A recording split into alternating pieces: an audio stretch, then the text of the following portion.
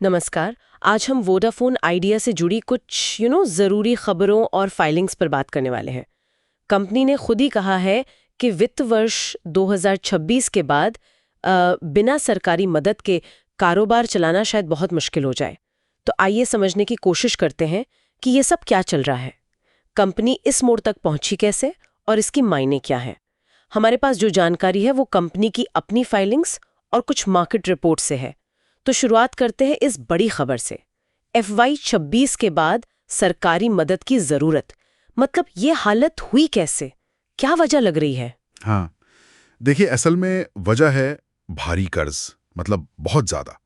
Adjusted gross revenue यानी AGR और spectrum fees, ये सब मिलाकर करीब 1.95 लाख करोड़ का बकाया है। हाँ। और इसमें से भी एक बड़ी किश्त लगभग 18,000 करोड़ की वो मार्च 2026 तक देनी है। तो ये एक बड़ा चैलेंज है। लेकिन मुझे याद आ रहा है सरकार ने पहले भी तो कुछ मदद की थी। सुनने में आया था कि कुछ बकाये को हिस्सेदारी में बदला था, है ना? हाँ, बिल्कुल, वो बात सही है। 2023-24 में केंद्र सरकार ने एक, कह सकते हैं, बड़ा कदम उठाया था।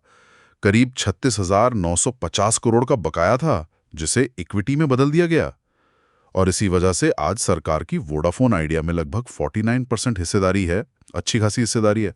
49%? हाँ। पर अब जो नई बात है वो ये कि कंपनी ने और मदद मांगी है। इसमें करीब 30,000 करोड़ का जो पेनल्टी इंटरेस्ट है उसे माफ करने की बात है, और सरकार से नई पूंजी डालने की भी रिक्वेस्ट की है। अच्छा, सरकार की इतनी बड़ी हिस्सेदारी है, फिर भी और मदद? तो फिर बैंकों का क्या रुख है? क्या बैंक आगे आ रहे हैं लोन देने? यहीं पर मामला थोड़ा और फंस जाता है। जो बड़े बैंक है उन्होंने भी फिलहाल तो नए फंड्स, नए कर्ज देने पर रोक लगा दी है। जाहिर है वो भी अपना रिस्क देख रहे हैं। तो इससे कंपनी का जो कैश फ्लो है, पैसों का आना जाना, वो और टाइट हो गया है। तो ये दिखाता है कि सिर्फ पिछला कर्ज ही नहीं, आगे काम चलाने के लिए भी पैसों की तंगी है। तो ये सिर्फ एक कंपनी का अंदरूनी मामला नहीं लगता फिर? अगर मान लीजिए सबसे बुरी हालत होती है और वोडाफोन आइडिया बाजार में टिक नहीं पाती, तो इसका पूरे टेलीकॉम सेक्टर पर, ग्राहकों पर क्या असर पड़ेगा? बिल्कुल, ये सिर्फ वी का कहानी नहीं है। इसका असर बहुत बड़ा हो सकता है, बहुत फैला हुआ। देखिए, वोडाफोन आइडिया के पास आज भी भारत के लगभग 18% मोबाइल ग्राहक हैं। अगर ये कंपनी मार्केट से बाहर होती है तो सोचिए भारतीय टेलीकॉम बाजार कैसा दिखेगा। जहां कभी दर्जन भर कंपनियां थीं, वहां सिमटकर सिर्फ 2 बड़े खिलाड़ी रह जाएंगे, जियो और एयरटेल। हाँ, सिर्फ 2? इससे सिर्फ ग्राहकों के लिए चॉइस कम नहीं होगी, बल्कि कंपटीशन घटने से मोबाइल की दरें बढ़ सकती हैं, और जो नई टेक्नोलॉजी आती है 5G वगैरह, उसको अपनाने की रफ्तार भी धीमी पड़ सकती है। और सरकार के लिए भी तो ये अहम है। आपने बताया उनकी 49% हिस्सेदारी है, वो भी तो दांव पर है। हाँ, ये बहुत बड़ा पॉइंट है। सरकार ने जो करीब 1.18 लाख करोड़ की इक्विटी ली थी बकाया के बदले में, वो सीधे सीधे रिस्क पर आ जाएगी।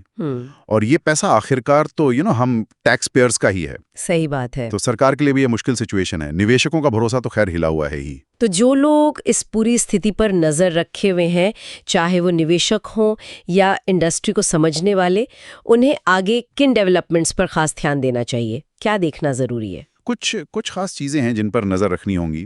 पहला, सुप्रीम कोर्ट में AGR वाले मामलों की सुनवाई। अगली तारीखें क्या हैं, उनमें क्या होता है। दूसरा, क्या दूरसंचार विभाग यानी DOT या ट्राई की तरफ से कोई राहत पैकेज आता है, जैसे बकाया चुकाने के लिए और टाइम मिल जाए या शर्तों में कुछ नरमी हो। अच्छा।